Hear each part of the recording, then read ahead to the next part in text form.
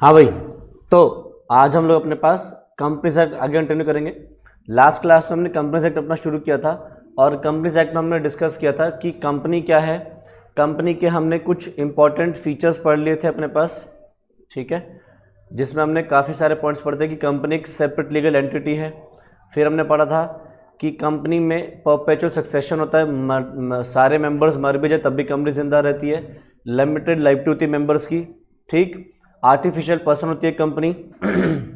उसके साथ साथ हमने देखा था कि कंपनी क्या है, अपने नाम पे प्रॉपर्टी ओन कर सकती है। कंपनी की एक खुद की कॉमन सील हो भी सकती है, नहीं हो सकती, मैंडेटरी नहीं कॉमन सील रखना। उसके साथ साथ हमने देखा था कि कंपनी में जो ओनरशिप है वो किसी और के हाथ में होगी, कंपनी की ओनरशिप एक तरीके से, और मैनेजमेंट होगी किसी और के हाथ में। कंपनी खुद से किसी पे केस कर सकती है और कंपनी पे कोई केस कर सकता है कंपनी के नाम से, और कंपनी के जो शेयर्स हैं वो इजीली ट्रांसफरेबल होंगे, ठीक है। फिर हमने पढ़ा था क्या कंपनी एक सिटीजन है, तो आंसर इज नो। कंपनी कभी भी सिटीजन नहीं बन सकती क्योंकि सिटीजन बनने के लिए एक नॉर्मल इंसान होना ज़रूरी है। कंपनी एक इंसान नहीं, नॉर्मल, इसलिए वो नहीं बन सकती। और फिर हमने पढ़ा था क्या कंपनी शेयर होल्डर्स की एक प्रॉपर्टी है या शेयर होल्डर्स की एक असेट है, तो नहीं। हम किसी इंसान को ओन नहीं कर सकते। क्या मैं ये कह सकता हूँ कि मैं तुम्हें ओन करता हूँ? नहीं। तुम्हारे माँ बाप तुम्हें ओन करते हैं? नहीं। आप किसी इंसान को ओन नहीं कर सकते। तो जब तक आप ओन नहीं कर सकते तो आप उसकी प्रॉपर्टी कैसे बना सकते हो? यानी कि कंपनी को भी क्या बोला, एक आर्टिफिशियल पर्सन बोला, नकली का एक इंसान बताया, तो वो भी एक इंसान तो है ही, आप उसको ओन नहीं कर सकते तो किसी की प्रॉपर्टी नहीं बनेगा। यहाँ तक हमने सारा अपने पास पिछली क्लास से पढ़ लिया था। अब आ रहा है अगला, कॉर्पोरेट वेल थ्योरी। इसमें पहला वर्ड है वेल। ये वर्ड वेल किस किस ने देखा हुआ है? किसी को आइडिया है ये वर्ड वेल का मतलब क्या होता है? जो दुपट्टा होता है, जो घूंघट होता है। तो ये जो वेल है बेसिकली इसको समझो ऐसे पर्दा बोलते हैं। जो पर्दा होता है ना, जैसे तुमने देखा होगा हिंदूज में भी एंड मुस्लिम्स दोनों में तुमने देखा होगा कि लड़कियां पर्दे में रहती हैं, ठीक है। तो वो जो आप पर्दे में रहते हो, जो घूंघट में रहते हो, उसको क्या बोलते हैं हम? वेल अपने पास। तो कॉर्पोरेट वेल भी एक चीज़ होती है जिसमें क्या है, हम कंपनी को पर्दे में रखते हैं। अब कंपनी को पर्दे में रखने का मतलब ये नहीं कि हम कंपनी एक्चुअली में पर्दे में रखी जाती है। कंपनी के जैसे ऐसे समझो कि सामने परफॉर्म एक्टर्स करते हैं फिल्मों में, वैसे ही कंपनी दिखाई देगी कि सामने से वो परफॉर्म कर रही है, जबकि एक्चुअली पीछे से उसको डायरेक्ट कर रहा होगा कौन? जो डायरेक्टर्स होते हैं या मेंबर्स होते हैं, ठीक है। तो कॉर्पोरेट वेल थ्योरी बेसिकली ये कहती है कि जो सामने दिखाई देगा सभी को वो होगी कंपनी, और कंपनी के पीछे एक पर्दा डाला हुआ है और पीछे से उसको ऑर्डर्स दे रहे होंगे कौन? शेयर होल्डर्स और कह लो बोर्ड डायरेक्टर्स। तो बाहर जो डीलिंग करेगी वो कौन करेगी? कंपनी डील करेगी इनके साथ, और इनके साथ डील करने में लायबल कौन होगा? कंपनी ही लायबल होगी। कंपनी के पीछे जो पर्दा डाला है, हम पीछे वाले लोगों को नहीं कुछ बोलेंगे। अब तुमने नॉर्मली भी देखा होगा कि जब कोई फिल्म जो एक्टर्स हैं वो अगर कोई भी काम करते हैं, तो जब भी कोई फिल्म फ्लॉप होती है या जब भी कोई कुछ भी मूवी के रिलेटेड कुछ भी बॉयकॉट का कुछ भी रूल चलता, कुछ भी आवाज़ आती है, तो हमेशा क्या कहते हैं? इस एक्टर की फिल्म बॉयकॉट करो, हैं, या इस एक्टर ने ये फिल्म करी। जैसे तुमने देखा होगा कि अक्षय कुमार का एक बीच में वो वाला ऐड आया था, पान मसाला का ऐड आया था, उससे बड़ा बवाल मचा था, ठीक है। अक्षय कुमार खुद थोड़ी पान मसाला ये सब खाता है, ठीक है। या कोई भी फिल्म आती है किसी भी एक्टर की जो थोड़ी सी एंटी इंडिया फिल्म होगी, तो उसके ऊपर बवाल मच जाता है। तो हम क्या कहते हैं? उस एक्टर ने फिल्म बेकार करी, उस एक्टर को ये फिल्म नहीं करनी चाहिए थी। तो हमेशा हम जो बाहर परफॉर्म कर रहा है उसको देखते हैं। अरे भाई उसने तो सिर्फ परफॉर्म किया है, उससे तो करवाया गया था किसी डायरेक्टर के थ्रू, तो जिस डायरेक्टर ने करवाया उसको बोलो ना, वो तो पैसे लेके अपना काम कर रहा है, उसको जो बोला गया काम करने के लिए। तो वैसे ही समझो कि यहाँ पे सामने परफॉर्म कौन कर रहा होगा? ए लिमिटेड। कोई भी एसेट खरीदेगी ए लिमिटेड खरीदेगी, कोई भी कॉन्ट्रैक्ट करेगी ए लिमिटेड करेगी, कोई भी लाइट उठाएगी तो ए लिमिटेड करेगी, और लायबल कौन होगा? ए लिमिटेड ही लायबल होगा। उसको पीछे से कठपुतली की तरह चला रहे होंगे, देखे ना गुड्डे गुड्डिया वाली जो होती है, उसमें कठपुतली की तरह चला कौन रहा होगा उसको? शेयर होल्डर्स और बोर्ड डायरेक्टर्स, ये दोनों मिलकर उसको नचा रहे होंगे और नाचेगा कौन? ए लिमिटेड। तो सारे कामों के लिए ए लिमिटेड ही लायबल होगी। हम इनके बीच में रखते हैं एक पर्दा। देखा होगा ना तुमने कि भाई जब एक परफॉर्मेंस हो रही होती है स्टेज पे भी, तो एक पर्दा होता है, पर्दे के पीछे बैक स्टेज पे कुछ हो रहा होता है और आगे परफॉर्म आर्टिस्ट कर रहे होते हैं, करेक्ट? तो बिल्कुल ऐसे समझो कि ये आर्टिस्ट है और ये बोर्ड डायरेक्टर्स और शेयरहोल्डर्स पीछे के प्रोडक्शन ऑफिस है कह लो। तो हम क्या करेंगे, हम कभी भी पर्दा हटा के नहीं देखेंगे कि पीछे कौन है। हम हमेशा ये कहेंगे कि ए लिमिटेड के एक्शंस के लिए सिर्फ ए लिमिटेड जिम्मेदार है, भले उससे सारे काम करवाए किसने? शेयर होल्डर्स ने और बोर्ड डायरेक्टर्स ने। इस पर्दे को बोलते हैं कॉरपोरेट पर्दा, कॉरपोरेट वेल, ठीक है? तो अगर कोई भी स्कैम हुआ कंपनी लायबल होगी, कोई भी कॉन्ट्रैक्ट टूटा कंपनी लायबल होगी, कुछ भी गलत हुआ तो केस कौन करेगा? ए लिमिटेड। किस पे केस हो सकता है? ए लिमिटेड पे। पीछे बैठे जो लोग हैं उन पे नहीं किया जाएगा केस, ठीक है? चलो देखो क्या कह रहा है, from the juristic point of view a company is a legal person distinct, distinct मतलब होता है separate from its members. This principle may be referred to as the veil of incorporation. The effect of this principle is that there is a fictional veil। ध्यान रखना ये word लिखा है fictional, fictional का मतलब होता है imaginary। ये वर्ड fictional, तुम वर्ड कहां से आता है? ये वर्ड fiction से। fiction तुम लोगों ने सुना हुआ, ये वर्ड कहां सुनते हो? ये वर्ड fiction, हाँ, मूवीज में, नॉवेल्स में। ये जो हैरी पॉटर है ये फिक्शन है, ठीक है? गेम ऑफ थ्रोन्स फिक्शन है, इमेजिनरी है, सारी दुनिया इमेजिनरी है। मार्वल की मूवीज ये सब क्या है? फिक्शन है, इमेजिनरी है, असली में थोड़ी होती है सारी चीजें। तो फिक्शनल वेल है, इमेजिनरी एक पर्दा है किसके बीच में? Between the company and its members.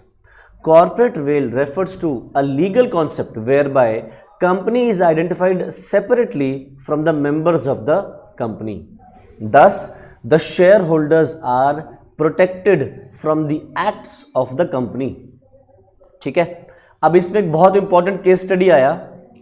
Case study का नाम है salmon versus salmon and company limited. ठीक है, आओ मैं ये केस स्टडी तुम्हारे सामने बता देता हूं क्या हुआ था। देखो हुआ क्या था, एक आदमी था जिसका नाम था सैलमन। ठीक है, ये था शूज के बिजनेस में। ठीक है, तो हुआ क्या, इसने अपना बिजनेस शुरू किया था एज अ सोल प्रोपराइटर। ठीक है, और अपना मजे से ही अपना शूज का काम चला रहा था। फिर एक दिन तुम जैसा कोई सीए या सीएमए पहुंच गया सैलमन के पास और सैलमन से क्या कहता है कि तूने सोल प्रोपराइटरशिप खोल रखी है। वो कहता हाँ। तुमने उसको समझाया, सुन भाई तेरी जो कंपनी है ना, तू जो ये जो सोल प्रोपराइटरशिप के तौर पे खोल के बैठा है, ये मत खोल, नुकसान हो जाएगा। वो कहता कैसा नुकसान? तुमने बोला अगर तेरी ये बंद होने की आ गई, बिजनेस किसी दिन बंद होने के कगार पे आ गया, तो अगर तेरे बिजनेस की एसेट से लाइबिलिटीज पे ऑफ नहीं हो पाई तो तेरे को अपने घर का सामान भी बेचना पड़ सकता है अपनी लाइबिलिटीज पे ऑफ करने के लिए। तो कहता है अच्छा, ये तो मुझे पता ही नहीं था, अब बता मुझे क्या करना चाहिए। तो तुमने उसको रेकमेंड किया कि तू एक कंपनी खोल ले। वो कुछ पूछा कंपनी खोलने से क्या होगा? कंपनी खोलने से ये होगा कि अगर कंपनी के एसेट से कंपनी की लाइबिलिटीज पे ऑफ हो जाती है तो ठीक है, नहीं होती तो फिर तेरे घर के जो एसेट्स हैं उनको पे ऑफ, उनको यूज करके तेरी लाइबिलिटीज पे ऑफ नहीं की जाएगी। कंपनी के एसेट से ही पे करेंगे, तेरे खुद के पर्सनल एसेट से पे ऑफ नहीं करेंगे। ये सुन के सैलमन ने तुम्हारी एडवाइस ली और एक कंपनी खोल दी। ठीक है, अब जब उसने कंपनी खोली तो कंपनी का नाम रखा सैलमन प्राइवेट लिमिटेड, समझ लो ऐसे। ठीक है, अब उसने एक कंपनी खोली तो कंपनी में अकेला ये तो काम नहीं कर सकता, इसको और भी मेंबर्स की जरूरत होती है। तो इसने क्या किया, अपनी बीवी और अपने 2 बच्चों को भी शेयरहोल्डर बना दिया। ये रही इसकी बीवी, ये इसका बेटा और ये इसकी बेटी। ठीक है, अब क्या किया इसने, अपना सोल प्रोप्राइटरशिप बिजनेस कंपनी में कन्वर्ट किया। तो कंपनी में कन्वर्ट कैसे होता है, ये जो सैलमन है ना, ये अपना सोल प्रोप्राइटरशिप बिजनेस इसको सेल करेगा। ऐसा नहीं हो सकता कि कन्वर्ट हो जाती है, कन्वर्ट नहीं होती है। क्या करना पड़ेगा, सोल प्रोप्राइटर जो है सैलमन, वो अपना बिजनेस बेच देगा। किसको? सैलमन कंपनी प्राइवेट लिमिटेड को। तो यानी कि सैलमन पहले क्या करेगा, एक कंपनी खोलेगा। अभी तक तो कंपनी है नहीं, पहले एक कंपनी खोलेगा और फिर उस कंपनी से क्या कहेगा कि तू ये वाला जो मेरा बिजनेस है, जो शूज़ का बिजनेस है, इसको खरीद ले। अब क्या हुआ, हमने पढ़ा ना ये एक आर्टिफिशियल इंसान है, तो ये एक इंसान हो गया। अब इस इंसान ने इसका बिजनेस खरीद लिया, करेक्ट। अब खरीद ले तो इसका मतलब क्या है, ये अपने असेट्स एंड लायबिलिटीज ट्रांसफर करेगा, है ना। सैलमन अपने बिजनेस की सारे एसेट्स एंड लायबिलिटीज को ट्रांसफर करेगा। अब इसने खरीदा है तो ये पेमेंट भी करेगा फिर इसकी, ठीक है। इसने इसकी पेमेंट करी, ठीक है। पेमेंट बनती थी लेट अस सपोज करीब 2,40,000 पाउंड, एग्जाम्पल के तौर पे लेता हूँ, ठीक है। मान लेते हैं 2,40,000 पाउंड पेमेंट बनती थी सैलमन कंपनी लिमिटेड को। तो सैलमन कंपनी लिमिटेड इसको पेमेंट करने के लिए 2,40,000 रुपये जमा कर रहा है। अब सैलमन कंपनी लिमिटेड ने इसको ये 2,40,000 पाउंड कैसे दिए, किसको देगा? वो सैलमन को देगा ना, जिसका बिजनेस खरीद के लाया उसी को पेमेंट होगी। ये 2,40,000 कैसे दिए?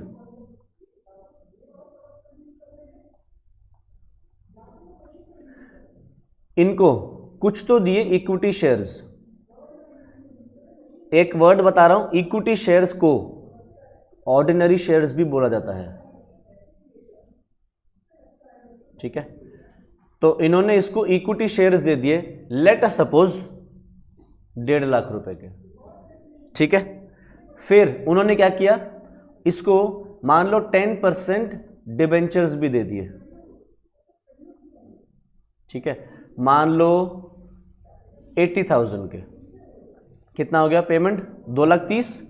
और कुछ पेमेंट उन्होंने कैश में कर दी, मान लो 10,000 पाउंड्स। इस तरीके से इन्होंने इसको पेमेंट कर दी, ठीक है। अब सैलमन कंपनी प्राइवेट लिमिटेड की बैलेंस शीट में क्या होगा, ये असेट्स होंगे, ये सारी लाइबिलिटीज होंगी, इक्विटी शेयर्स होंगे उसकी बैलेंस शीट में, ये 10% डिबेंचर्स होंगे और उसने अपना कैश 10,000 से कम कर दिया होगा, करेक्ट। तो कंपनी की बैलेंस शीट में इस वक्त 10% डिबेंचर्स दिख रहे होंगे, ठीक है। अब ये जो डिबेंचर्स थे, ये इन्होंने ऐसे लोन के फॉर्म में हो गया ना डिबेंचर, तो डिबेंचर मतलब एक लोन।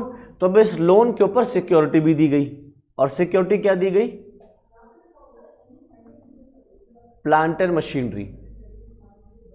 कंपनी ने अपने प्लांट एंड मशीनरी गिरवी रख दिए, मॉर्गेज कर दिए, और 10% डिबेंचर्स इशू कर दिए, किसको? सैलमन को, ठीक है। अब सैलमन, उसकी वाइफ, सन और डॉटर, ये सब शेयर होल्डर्स हैं, बट मेजॉरिटी शेयर होल्डिंग किसके पास है? सैलमन के पास है। बाकी थोड़ी बहुत एक एक शेयर, 2-2 शेयर बीवी बच्चों के पास है उसके। अब सैलमन अपना अच्छे से काम चला रहा था, कई साल हो गए चलाते चलाते, फिर एक साल ऐसा आया जहां पे अब सैलमन को अपना बिजनेस बंद करना पड़ रहा है, ठीक है। अब सैलमन ने क्या किया, सैलमन ने अपने क्रेडिटर्स को पे ऑफ करना शुरू करा। अपने असेट्स बेचने की बारी आई जब, तो अपने असेट्स बेचने लगा। फिर बेचने पे जब आया तो सबसे पहले सैलमन कंपनी लिमिटेड ने पेमेंट करनी चाहिए अपने अनसिक्योर्ड क्रेडिटर्स की। अनसिक्योर्ड क्रेडिटर्स समझते हैं ना, अनसिक्योर्ड क्रेडिटर्स कौन से हैं? वो क्रेडिटर्स जिनको बदले में आपने कोई असेट गिरवी नहीं रखा उनके पास, मतलब ऐसे लोग जिनसे पैसा उधार पे ले रखा है पर बदले में कोई चीज आपने उनके पास गिरवी नहीं रखी, ठीक है। अब सैलमन ने क्या बोला कि तुम पहले मेरी पेमेंट करो। क्यों? क्योंकि भाई मैं तुम्हारी कंपनी में डिबेंचर होल्डर हूं, और डिबेंचर होल्डर के नाते मैं सिक्योर्ड हूं बाय प्लांट मशीनरी। तो सबसे पहले मेरी पेमेंट होनी चाहिए सिक्योर्ड क्रेडिटर्स की।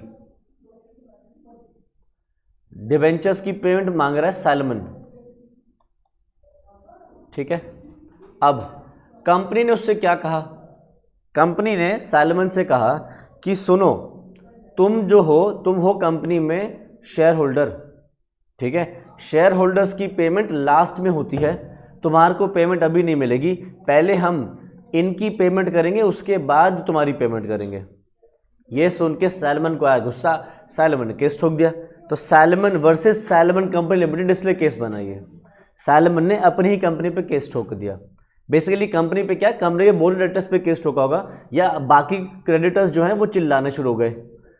क्रेडिटर्स और साथ साथ बोर्ड डायरेक्टर चिल्लाने शुरू हो गए कि इसको क्यों पेमेंट कर रहे हो, ये तो कंपनी का मालिक है, मालिक को तो पेमेंट बाद में होती है। तो फिर जब ये केस कोर्ट में पहुंचा तो कोर्ट ने दोनों की बातें सुनी। तो कोर्ट ने क्या बोला कि यहाँ पे जो सैलमन है, हाँ ये कंपनी में शेयर होल्डर है, बट ये साथ साथ कंपनी में डिबेंचर होल्डर भी है, और इसको हम कंपनी से अलग देखेंगे। ठीक है, कंपनी और शेयर होल्डर्स जो हैं वो अलग अलग हैं। कंपनी के बीच में और शेयर होल्डर्स के बीच में एक पर्दा है। ये रही सैलमन कंपनी प्राइवेट लिमिटेड। यहां पे पीछे बैठा है Salomon as shareholder, but साथ साथ सैलमन आगे भी खड़ा है एज डिबेंचर होल्डर।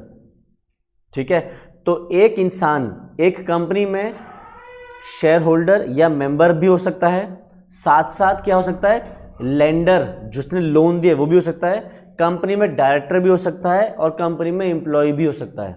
तो एक इंसान कंपनी के साथ मल्टीपल कैपेसिटीज में इन्वॉल्व हो सकता है।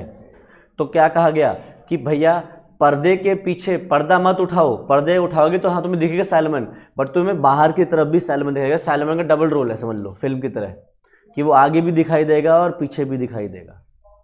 ठीक है, चलो जी, तो देखो ये case study salmon versus salmon company limited, इसको भी जल्दी से पढ़ लो।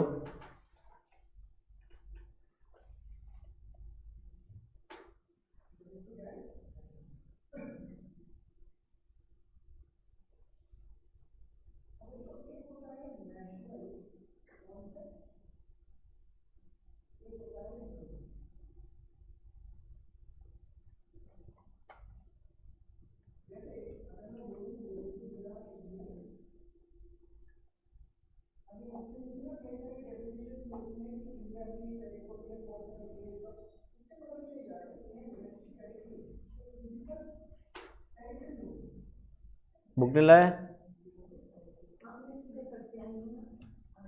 अच्छा,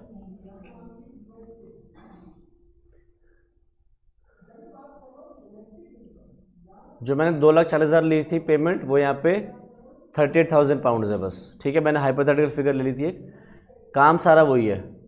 जल्दी से पढ़ लो इसको।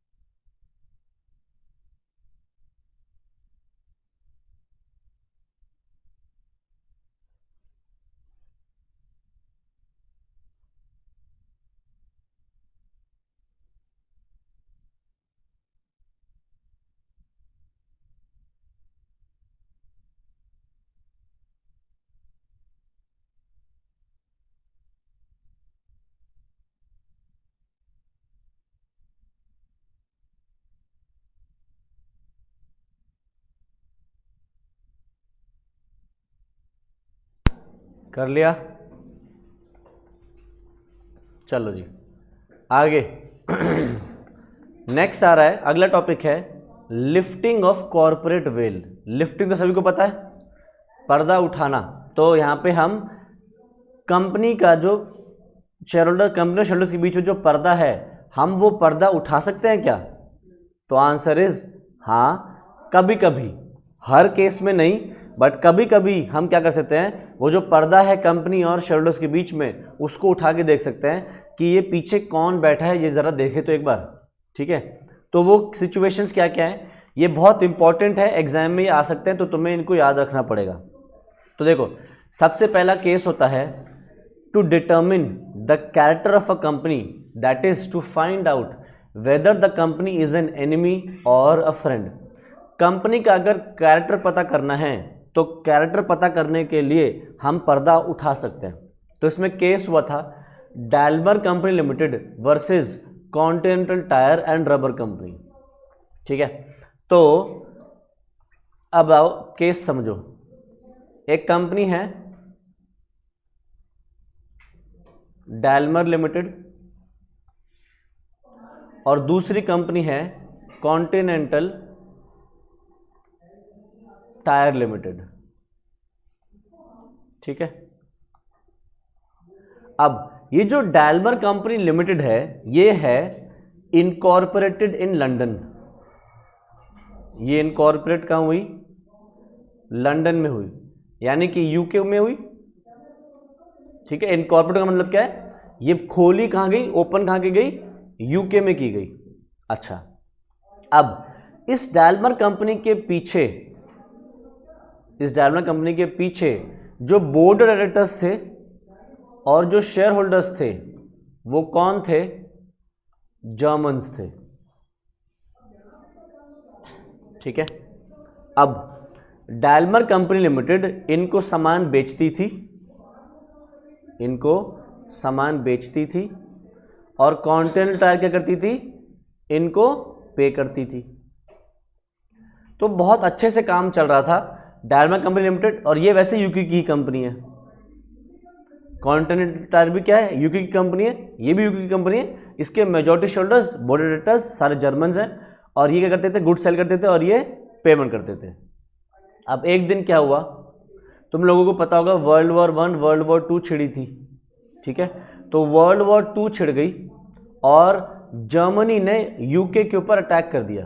तुम्हें पता होना चाहिए कि जो सेकेंड वर्ल्ड वॉर थी 1939 से 1945 तक चली थी, वो उसमें जर्मनी ने यूके, फ्रांस और यहाँ तक कि रशिया पे तक अटैक कर दिया था। ऑलमोस्ट जर्मनी ने पूरा यूरोप कब्जा लिया था, ऐसी हालत आ गई थी। ठीक है, तो जर्मनी ने यूके पे अटैक कर दिया। अब यूके के लोग जर्मनी से क्या दोस्ती निभाना चाहेंगे? नहीं।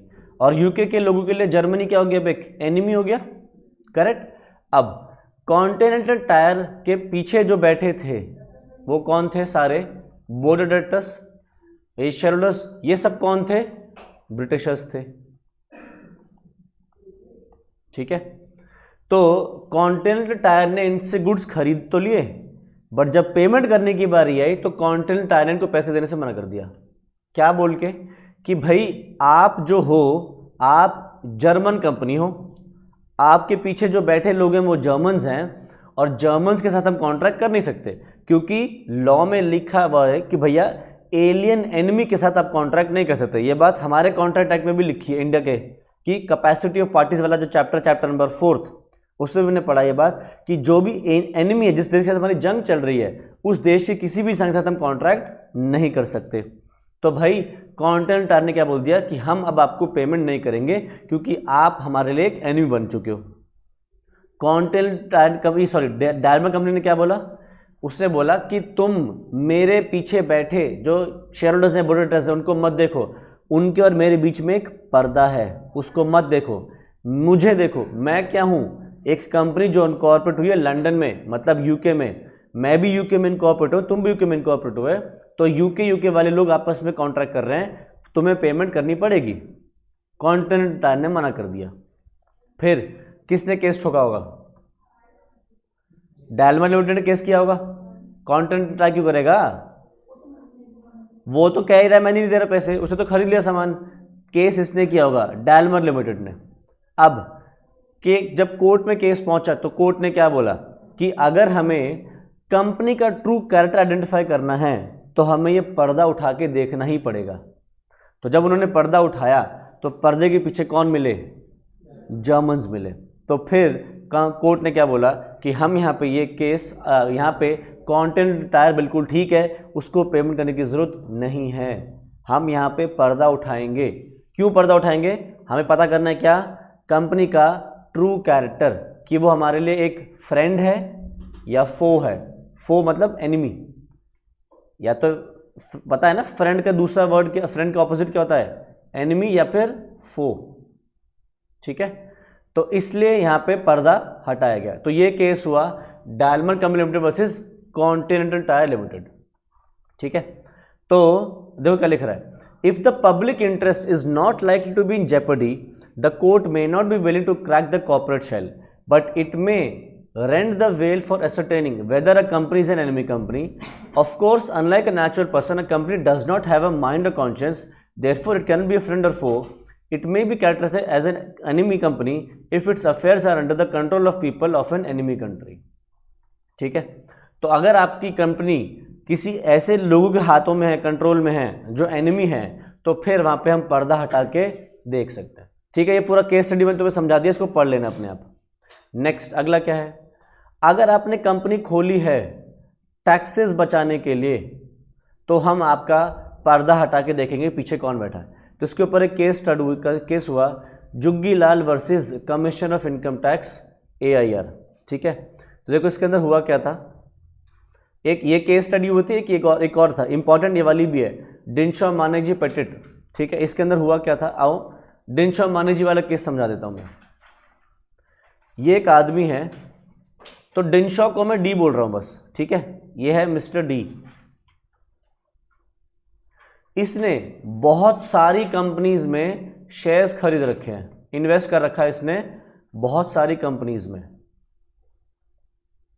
ठीक है, अब जब इतनी सारी कंपनीज में इन्वेस्ट करेगा तो उसको पैसा खूब आएगा। जब कंपनीज प्रॉफिट डिस्ट्रीब्यूट करेंगी तो इस बंदे को खूब सारा प्रॉफिट मिलेगा। प्रॉफिट मिलेगा तो उसकी इनकम बनेगी, इनकम बनते ही इनकम टैक्स वाले आ जाएंगे, टैक्स दो हमें, करेक्ट। तो डिनशॉ मानेकजी बहुत हाई अमाउंट ऑफ टैक्सेस पे करता था। ठीक है, फिर एक दिन डिनशॉ मानेकजी को एक आइडिया आया, क्या कि काम करता हूं, अपने टैक्स किसी तरह बचाने की कोशिश करता हूं। तो डिनशॉ मानेकजी ने क्या किया, देखो डी ने 4 कंपनीज खोली, A limited, B limited, C limited और Z लिमिटेड। 4 कंपनीज खोली और क्या किया इसने, डी ने अपने जितने भी इन्वेस्टमेंट्स थी इनको बेच दी, सब क्या कर दी, सेल कर दी इन 4 कंपनीज को।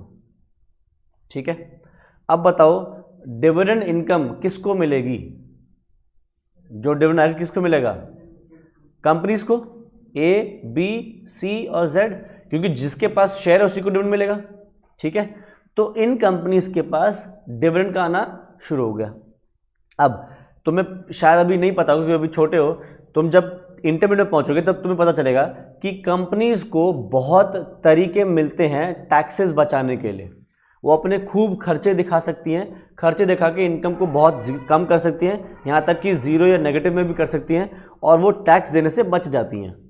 ठीक है, तो डिनशॉ मानेकजी ने क्या किया, अपनी सारी इन्वेस्टमेंट्स यहाँ बेच के टैक्स बचाने की कोशिश करी, ताकि इनके पास जाएगा तो टैक्सेस कम दिखाएंगे, टैक्स इनको शायद बिल्कुल ना पे करने पड़े और मेरा टैक्स बच जाएगा। ठीक है, अब अभी तक तो कंपनी इन्हीं के पास पैसा है, इसके पास तो पहुंचा नहीं।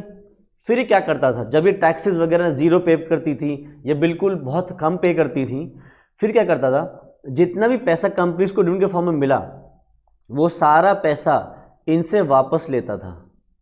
कैसे, in the form of loans. डी इन सबसे लोन के फॉर्म में वो सारा पैसा वापस ले लेता था, और ये लोन कभी भी रीपे नहीं करता था। ठीक है, तो क्या दिख रहा है कि मिस्टर डी ने कंपनी क्यों खोली, टैक्स बचाने के लिए। ठीक है, अब जब कोर्ट ने जब इनकम टैक्स वालों ने केस किया तो कहने लगा कि भैया मैंने थोड़ी किया है, ये तो कंपनी के हैं, और कंपनी मेरे पीछे, कंपनी आगे से तो एक्ट कौन कर रहा है, कंपनी एक्ट कर रही है ना, भले ही पीछे मैं बैठा हूं तो क्या फर्क पड़ रहा है। आगे देखो तुम, आगे काम किसने किया है, इन चारों ने किया है, तो इन्हीं की लायबिलिटी आएगी। ये मुझसे लोन रिकवर करे ना करे वो इनके ऊपर है, तुम क्यों मेरे पीछे पड़ रहे हो। तो फिर यहाँ पे जब केस हुआ तो कोर्ट ने क्या बोला कि हम इस सिचुएशन में पर्दा हटाएंगे और देखेंगे कि पीछे कौन बैठा है, क्योंकि यहाँ पे कंपनी खोलने का ऑब्जेक्टिव ही ये था कि टैक्सेस से बचा सके, क्योंकि ये चारों कंपनीज इसको लोन देने और डिविडेंड इनकम रिसीव करने के अलावा कोई काम नहीं करती थी, मतलब एक जाली कंपनी खोली गई थी। तो फिर यहाँ पे पर्दा हटाया गया और क्या कहा, पर्दे के पीछे कौन बैठा है, डी बैठा है। तो ये इनकम मानी जाएगी डी की, तो वो जो टैक्स बचाने की कोशिश कर रहा था वो टैक्स अब नहीं बचेगा। तो ये हुआ था डिनशॉ मानेकजी पेटिट के केस में। ठीक है, अगला तीसरा सिचुएशन, हम पर्दा कब हटा सकते हैं? अगर company is formed to avoid legal obligation or welfare obligation. देखो इसके अंदर भी केस स्टडी हुआ था important, workman employed in associated rubber industries limited versus associated rubber industries limited. आओ मैं एक केस स्टडी तुम्हें समझाता हूँ हुआ क्या था। सब लोग इधर देखते रहो, मैं जल्दी जल्दी समझा दूंगा। कंपनी का नाम है associated rubber industries limited, associated rubber industries limited. ठीक है, अरी लिमिटेड कर देते हैं इसको। अब अरी लिमिटेड ने अपने वर्कर्स को कहा है कि सुनो, मेरी कंपनी जो है तुम लोगों पे हेवीली डिपेंडेंट है। अगर तुम लोग अच्छे से काम करोगे, माल अच्छा क्वालिटी का बनाओगे, अच्छी सर्विसेज प्रोवाइड करोगे, तो ऑटोमेटिकली हमारे पास कस्टमर्स बहुत ज़्यादा आएंगे। कस्टमर्स बहुत ज़्यादा आएंगे तो हमारी सेल बढ़ेगी, सेल बढ़ेगी तो प्रॉफिट बढ़ेगा। तो कंपनी ने इनको क्या बोल रखा है कि अगर हमारा प्रॉफिट इतने से ऊपर चला जाता है, एक अमाउंट से ऊपर चला जाता है, तो मैं तुम सभी को बोनस दिया करूंगी। ठीक है, बोनस दिया करूंगी। तो कंपनी ने इनको क्या किया, इंसेंटिव के तौर पे एक मोटिवेशन दिया कि काम अच्छा करो, बदले में बोनस मिलेगा। करेक्ट। तो कंपनी इस तरीके से वर्क करती थी। अब कंपनी ने कुछ कुछ जगहों पे इन्वेस्टमेंट्स भी कर रखी थी, पैसे को कुछ कुछ जगहों पे इन्वेस्ट भी कर रखा था, और कंपनी को वहां से भी डिविडेंड इनकम आती थी। ठीक है, अब लेट अस सपोज कंपनी ने टारगेट सेट कर रखा था कि अगर 5 करोड़ का प्रॉफिट हमें हो गया तो हम बोनस दिया करेंगे।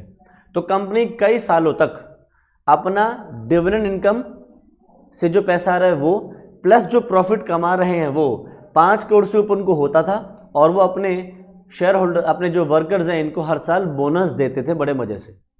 फिर एक साल एक चालू डायरेक्टर आ गया। उस चालू डायरेक्टर ने क्या किया, उसने या शेयर होल्डर उसने क्या किया, ये जो भी पैसा कंपनीज में इन्वेस्ट कर रखा था इसको कंपनी से कटवा के ये एक दूसरी कंपनी जो इन्हीं की खुद की सब्सिडरी कंपनी है उसको बिकवा दिया। एस लिमिटेड, सब्सिडरी से एस लिमिटेड बना दिया। मैंने क्या करा, डायरेक्टर ने या शेयर होल्डर ने ये जो इन्वेस्टमेंट्स थी ना ये बिकवा के इधर करवा दी। ठीक है, और ये खोली किसने, आरी नहीं खोली है, आरी लिमिटेड के अंडर में ही है ये एस लिमिटेड, बट इनको बिकवा दी। अब डिविडेंड इनकम किसको मिलेगा बताओ, एस को मिलेगा क्योंकि इसके पास शेयरहोल्डिंग आ गई। अब इसका प्रॉफिट तो बढ़ने लगेगा, इसके प्रॉफिट के साथ क्या होगा, इसका प्रॉफिट कम होने लगेगा या घटने लगेगा। अब जब ऐसा होगा तो बताओ क्या इनको बोनस मिलेगा, नहीं, क्योंकि प्रॉफिट नहीं होने वाला। अपनी मेहनत से जो कर रहे हैं, बट साथ साथ जो डिविडेंड इनकम से भी प्रॉफिट आता था अब वो प्रॉफिट नहीं आएगा, तो प्रॉफिट 5 करोड़ से कम होगा। तो कंपनी क्या हुई, अपना बोनस देने से बच गई। ठीक है, ये बात वर्कर्स की यूनियन को पता चल गई कि कंपनी ने ऐसा घोटाला किया है, इन्होंने केस ठोक दिया। ठीक है, तो बताओ अगर केस हुआ जैसे अब, तो कौन जीतेगा तुम्हारी नज़र में, वर्कर जीतेगा। क्यों,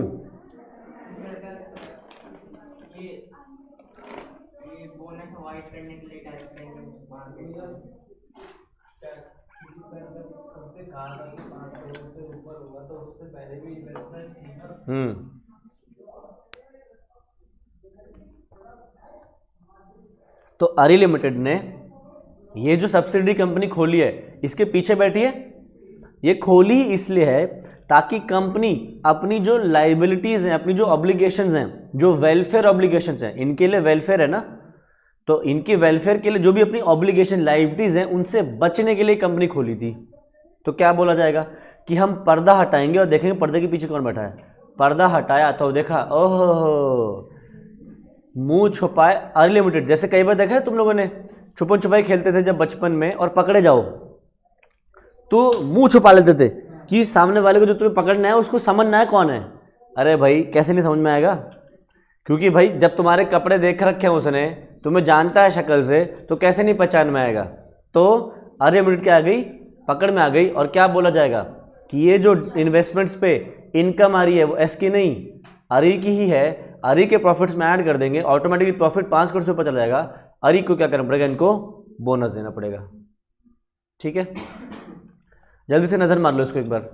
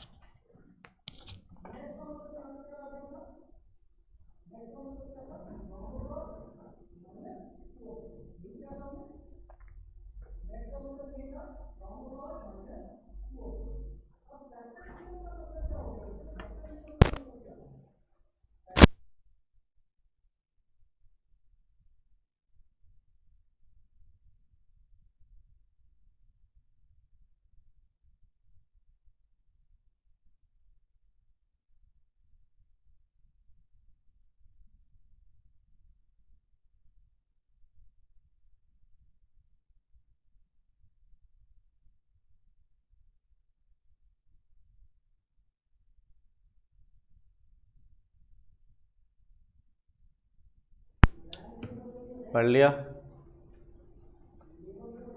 नेक्स्ट अगला है हमारा formation of subsidiaries to act as agents.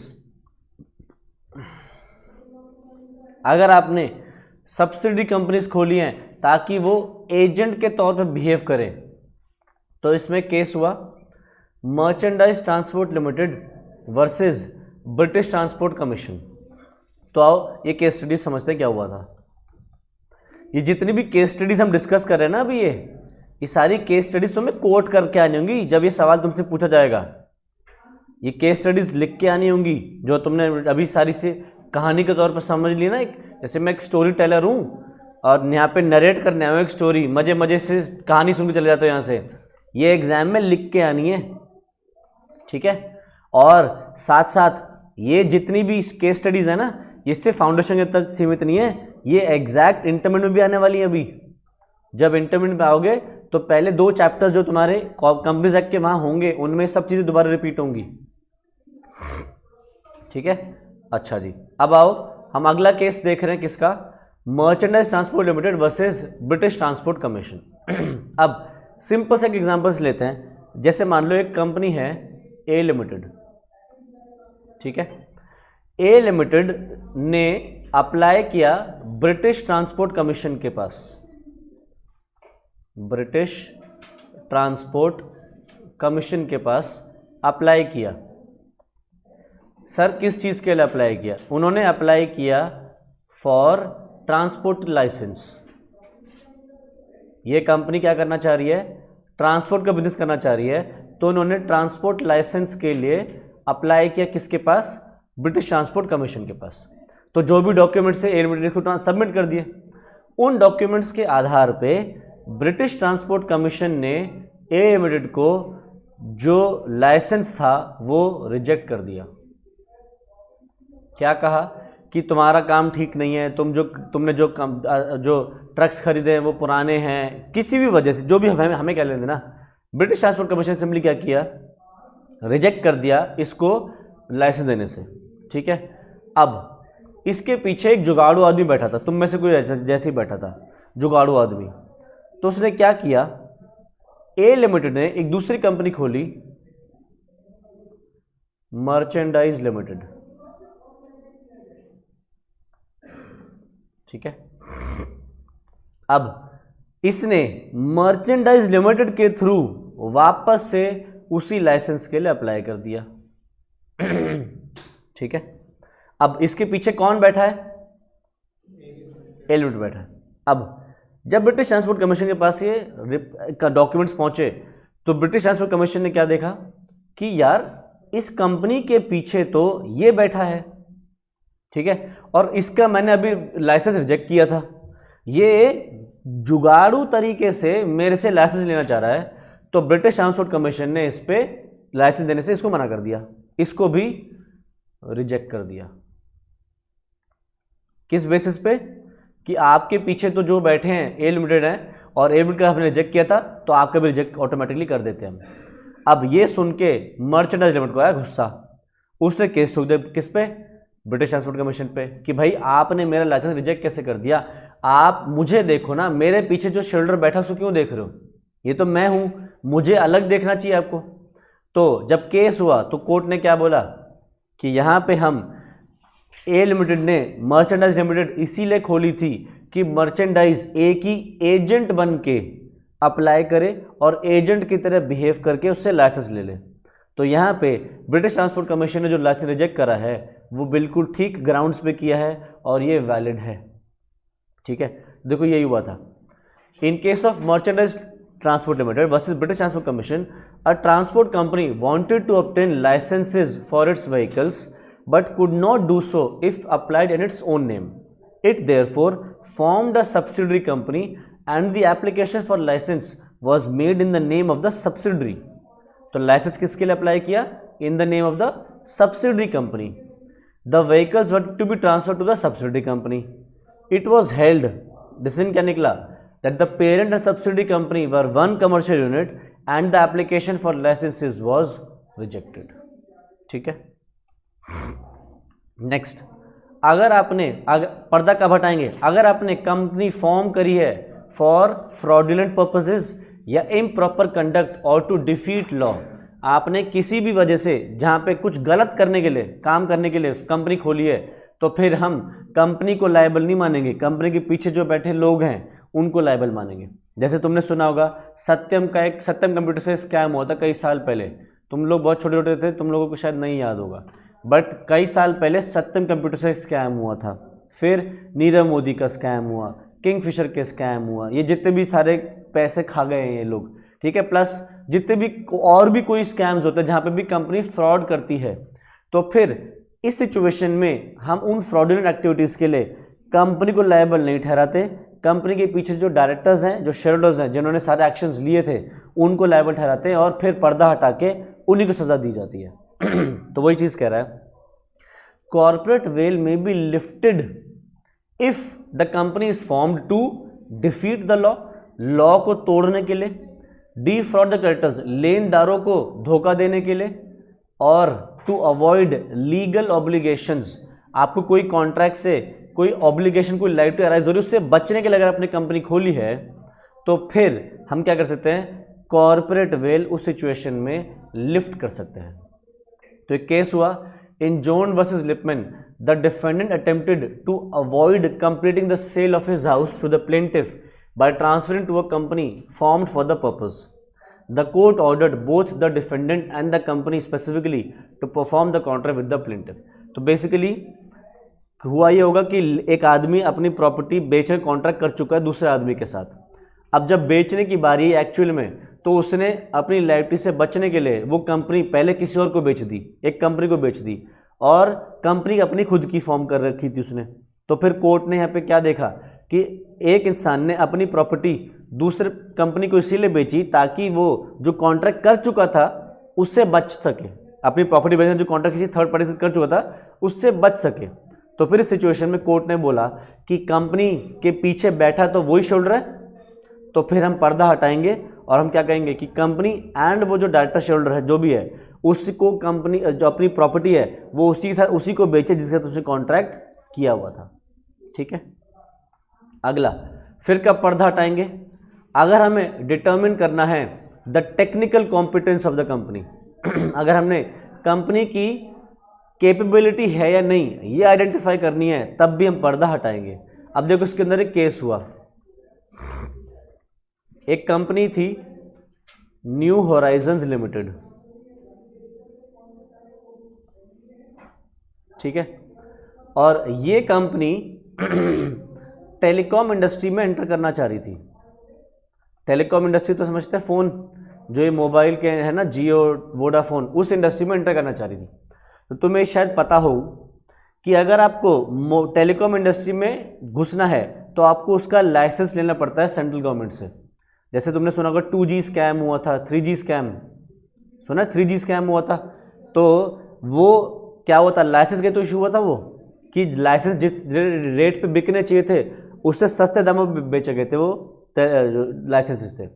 अब हुआ क्या, न्यू होराइजंस लिमिटेड ने जो हमारी टेलीकॉम मिनिस्ट्री है उसमें अप्लाई किया कि आप हमें भी 3G लाइसेंस प्रोवाइड करो, हम भी 3G सेक्टर में घुसना चाह रहे हैं, आप हमें भी 3G लाइसेंस प्रोवाइड करो। ठीक है जी।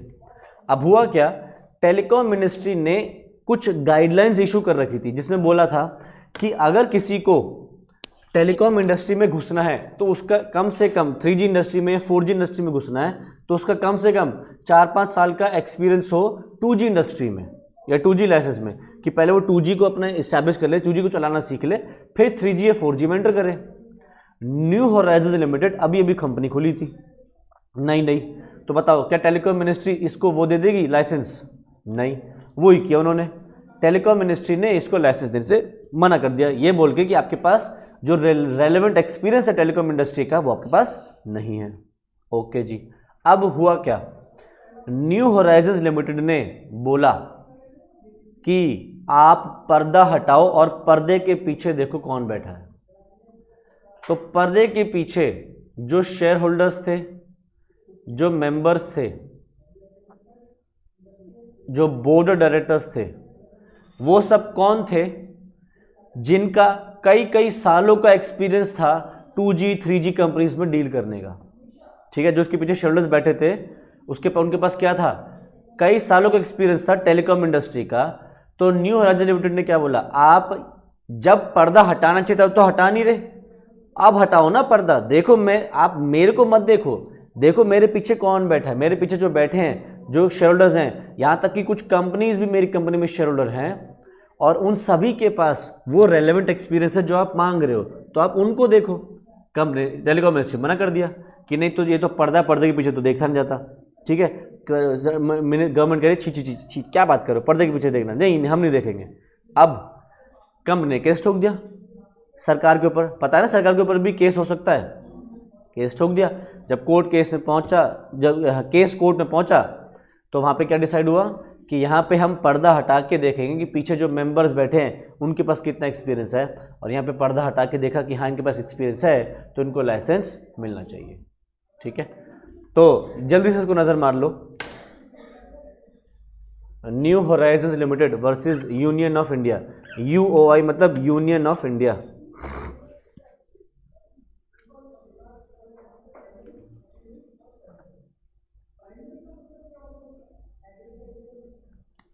जियो के केस में भी ऐसा हो, 5 साल का एक्सपीरियंस होना चाहिए, जियो केस में भी ऐसा होता है?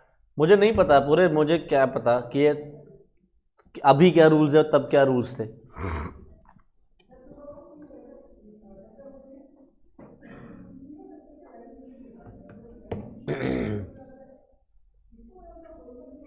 पढ़ लिया। नेक्स्ट, तो ये 6 सिचुएशंस आई जहां पे हम पर्दा हटा के देखेंगे अपने पास। ठीक है, चलो जी आगे पढ़ते हैं अपने पास क्लासेस ऑफ कंपनीज। कंपनीज को हम किस तरीके से बांट सकते हैं, किस तरीके से क्लासीफाई कर सकते हैं कंपनीज को। ठीक है, तो अगर आप कंपनीज को क्लासीफाई करोगे तो कैसे कर सकते हो, on the basis of number of members, फिर on the basis of liability, on the basis of control और अदर क्लासिफिकेशंस। बेसिकली देखो ये जो क्लासिफिकेशन है ना, ये बेसिकली है क्या, अब ऐसे समझो जैसे मैं यहाँ पे तुम सबको किस किस एंगल से देख सकता हूँ वो समझो। मैं ऐसे देख सकता हूँ कितने बच्चे सीए फाउंडेशन कर रहे हैं, कितने बच्चे सीएम फाउंडेशन कर रहे हैं, एक नज़रिया हो गया।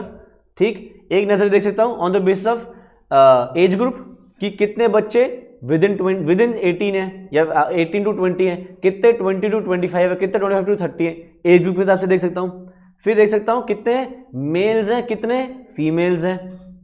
करेक्ट, तो मैं देख तुम ही लोगों को रहा हूँ बट नज़रिया अलग अलग। हम लोग जब फोटोज खींचते हैं तो क्या करते हैं, एक इस एंगल से ली, इस एक एंगल से ली, एक नीचे से ली, एक ऊपर से ली, एक ऐसे ली, एक ऐसे ली, खींचते अपनी फोटोज है ना, एंगल बदल देते। बस ऐसे समझो हम कंपनी को देख रहे हैं अलग अलग एंगल्स से।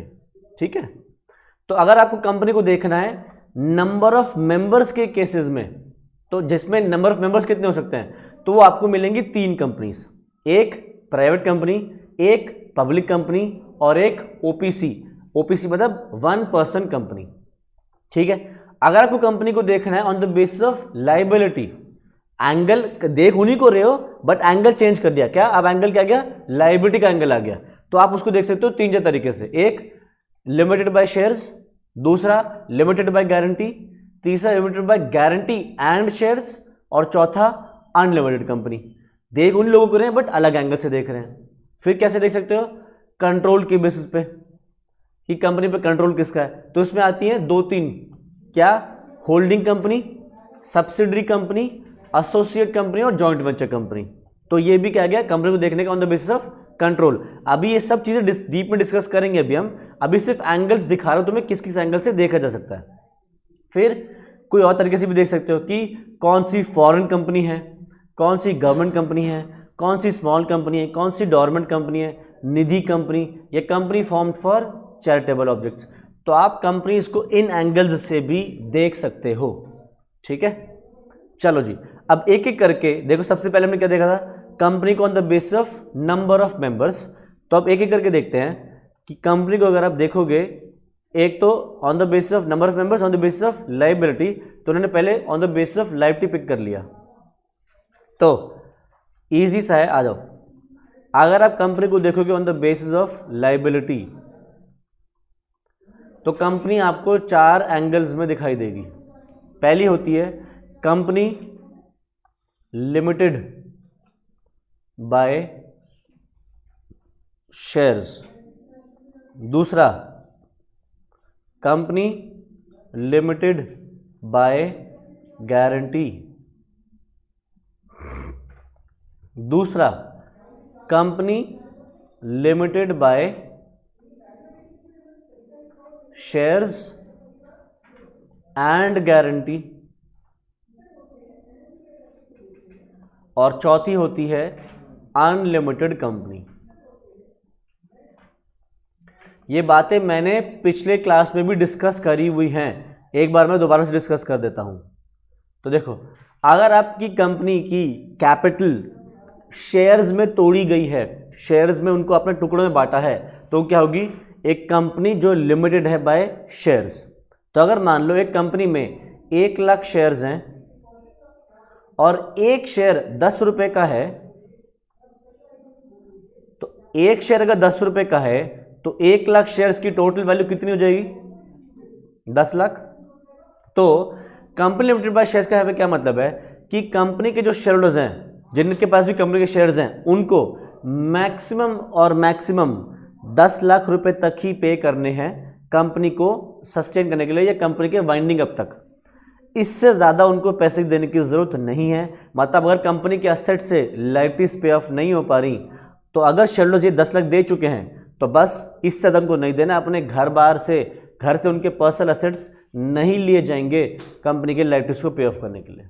तो ये होगी कंपनी लिमिटेड बाय शेयर्स। ये बात तो तुम्हें 12th क्लास में डीप में सिखा दी जाती है। अब जो आ रहा है तुम्हें ये नहीं सिखाया जाता, ये होती है company limited by guarantee.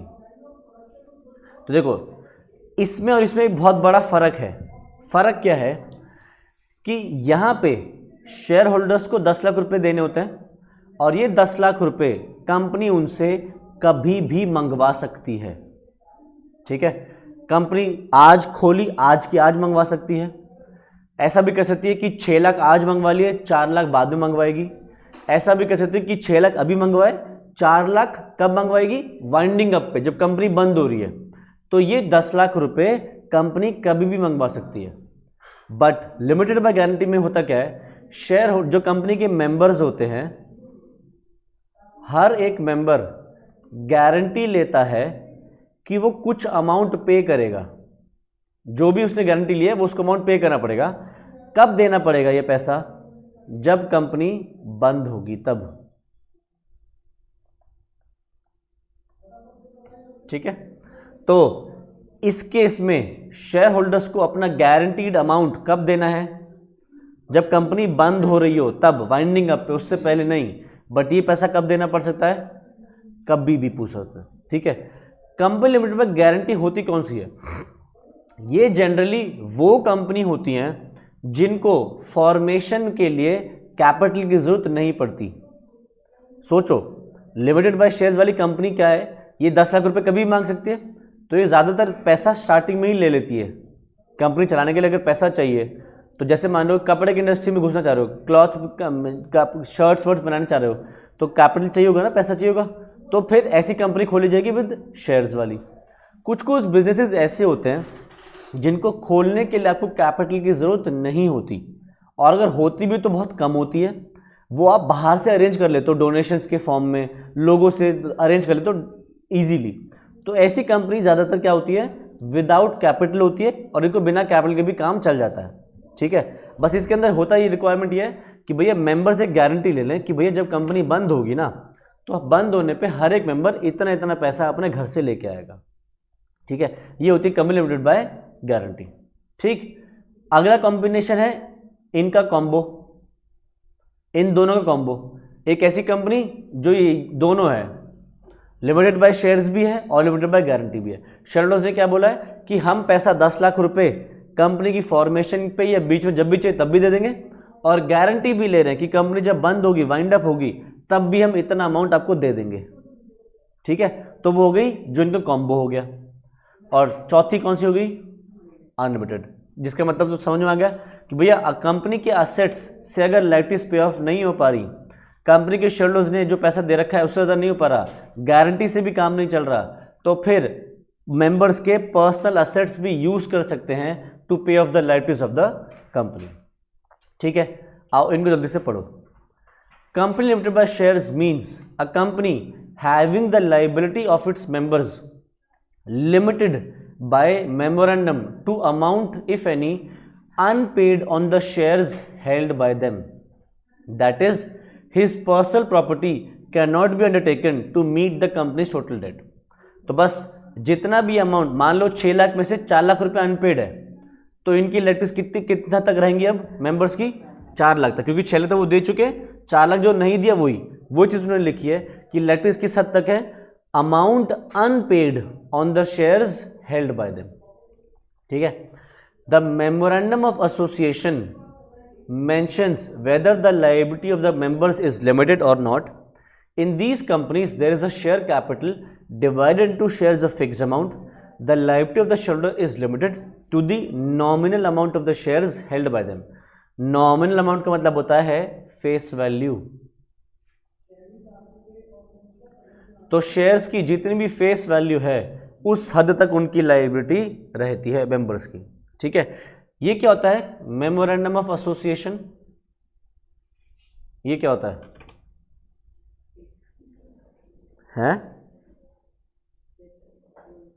Written document होता है, बस कंपनी के बारे में लिखा था क्या, मेमोरेंडम ऑफ एसोसिएशन कंपनी का कॉन्स्टिट्यूशन होता है, जिसको बोलता है चार्टर। जैसे हम लोग सब, हमें कौन गवर्न करता है, हमारा कॉन्स्टिट्यूशन गवर्न करता है हम पे। हमारे को जो राइट्स मिलती है, जो हमारी ड्यूटीज़ हैं, सब कहाँ से आती हैं, हमारे देश के कॉन्स्टिट्यूशन से आती हैं। ठीक है, तो वैसे ही कंपनी का भी एक कॉन्स्टिट्यूशन है जिसको बोलते हैं हम मेमोरेंडम ऑफ एसोसिएशन। कंपनी क्या कर सकती है, क्या नहीं कर सकती है, ये सब मेंशन होगा उसके कॉन्स्टिट्यूशन में, जिसका नाम है MOA, मेमोरेंडम ऑफ एसोसिएशन। तो वहीं पे ही मेंशन करा जाता है कि कंपनी की लायबिलिटी लिमिटेड बाय शेयर्स होगी, लिमिटेड बाय गारंटी होगी, कॉम्बो होगा या अनलिमिटेड होगी। प्लस साथ साथ वहाँ पे ये भी लिखा होता है कि कंपनी में अगर कैपिटल होगी, शेयर कैपिटल होगी, तो कितनी ऑथराइज शेयर कैपिटल होगी, वो बात कहाँ मेंशन होगी, मेमोरेंडम ऑफ एसोसिएशन में मेंशन होगी। तो अगर वहाँ पे मेंशन कर दिया गया है तो कंपनी की लायबिलिटी हो गई लिमिटेड बाय शेयर्स, और जितना भी उन्होंने वहाँ पे फेस वैल्यू मेंशन किया हुआ होगा उस फेस वैल्यू तक उनकी शेयर्स की लायबिलिटी चलेगी। ठीक है, चलो आगे पढ़ते हैं। कंपनी लिमिटेड बाय गारंटी, ये बात मैंने डिस्कस कर ली है, एक बार नज़र मार दो कि भैया एक ऐसी कंपनी जिसमें मैंने बताया था जनरली ये ऐसी कंपनी होती है जिनको स्टार्ट करने में कैपिटल की जरूरत नहीं होती, अगर ज़रूरत भी होती तो ये बाहर से डोनेशंस या जो फंड होते फंड रेजिंग से अरेंज कर लेते हैं। और इसमें मेंबर्स की लायबिलिटी आती है तब जब कंपनी वाइंड अप होगी उससे पहले नहीं आती उनकी लायबिलिटी। पढ़ना जल्दी से, चश्मा गंदा हो गया मेरा।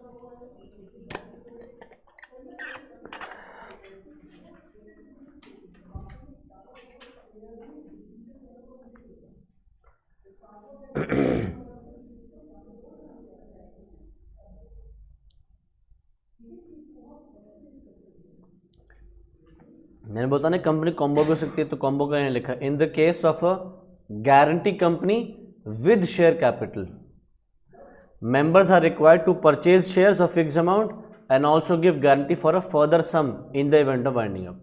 तो कॉम्बो कंपनी भी खोल सकती है। कॉम्बो में क्या होगा, शेयर्स वाला पैसा भी देना पड़ेगा और गारंटी वाला पैसा भी देना पड़ेगा। ठीक है,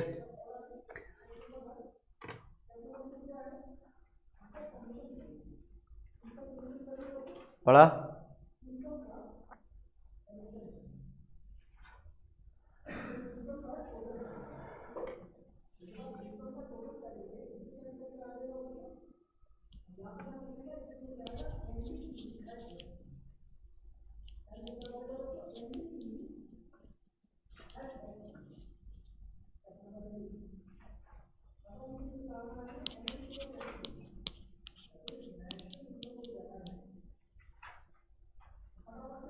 हुआ?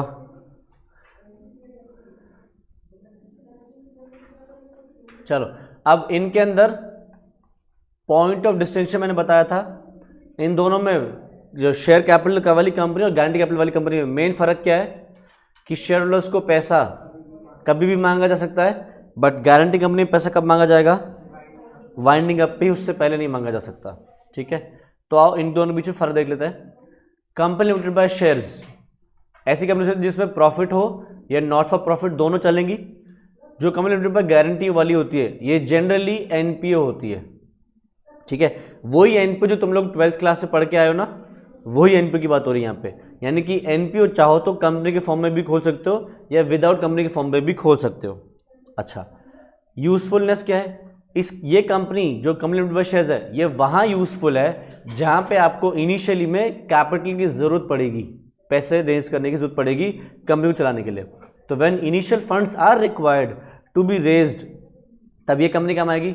और जहाँ पे भी इनिशियल में पैसा जरूरत नहीं है तो वहाँ पे आपको कंपनी लिमिटेड बाय गारंटी खोलने में फ़ायदा है। Transfer of interest may not be restricted. Shares का जो ट्रांसफ़र है आप रिस्ट्रिक्शन नहीं लगा सकते, बट गारंटी में आप रिस्ट्रिक्शन लगा सकते हो, और वो लिमिटेड बाय शेयर्स वाली रिस्ट्रिक्शन से थोड़ी अलग भी चलती है। ठीक है, तो मतलब शेयर्स का ट्रांसफर तो आप इजीली कर सकते हो, बट गारंटी कैपिटल में गारंटी जितने की ली हुई है वो इजीली आप ट्रांसफर नहीं कर सकते। अपनी गारंटी की किसी और को मैं दे रहा हूँ, वो मेरे ब्याह पे पैसा चुका देगा या मेरे जगह पे ये चुकाएगा, उतना इजी नहीं है। नेक्स्ट है लायबिलिटी ऑफ मेंबर्स। इसके अंदर लायबिलिटी है to the amount unpaid on the shares held by them, और इसके अंदर लायबिलिटी कितनी है, टू द अमाउंट गारंटीड। ये अमाउंट कब मांगा जा सकता है, unpaid amount can be called any time even before winding up, और गारंटी का पैसा कब मांगा जाता है, only on winding up. Share capital, इस कंपनी में शेयर कैपिटल होना जरूरी है लिमिटेड बाय शेयर्स वाली में। लिमिटेड बाय गारंटी में मे हैव, मतलब चाहो तो कॉम्बो बना सकते हो, वरना विदाउट कॉम्बो भी चल जाएगी। और स्टार्ट करने के लिए पैसा चाहिए होता है इनिशियली में, इसके अंदर पैसा जरूरत नहीं होता ज़्यादातर। ठीक है, नेक्स्ट है आ रहा है हमारा अनलिमिटेड कंपनी। ये लास्ट है हमारा आज का। अनलिमिटेड कंपनी हमने डिस्कस कर लिया, एक ऐसी कंपनी जिसके अंदर मेंबर्स की लायबिलिटी की कोई सीमा ही नहीं है। ठीक है, सीमा से मतलब कोई लड़की सीमा नहीं। अभिषेक खुश हो रहा है सोच से कि सीमा की बात आ गई। अनलिमिटेड कंपनी से यहाँ पे क्या मतलब है कि एक ऐसी कंपनी जिसके अंदर उसके असेट्स अगर सफिशिएंट नहीं है to pay off the liabilities, तो फिर जो मेंबर्स हैं, जो शेयर होल्डर्स हैं, उनके पर्सनल असेट्स भी यूज किए जा सकेंगे to pay off the liabilities of the company. ठीक है, तो it is defined as a company not having any limit. Members of an unlimited company have unlimited liability, but he will be entitled to claim contribution from other members. In such a company the liability of the member ceases on the cessation of membership. तो अगर एक share holder ने अगर एक आदमी ने अपनी membership छोड़ दी है तो उसकी लाइबिलिटी भी खत्म हो जाती है.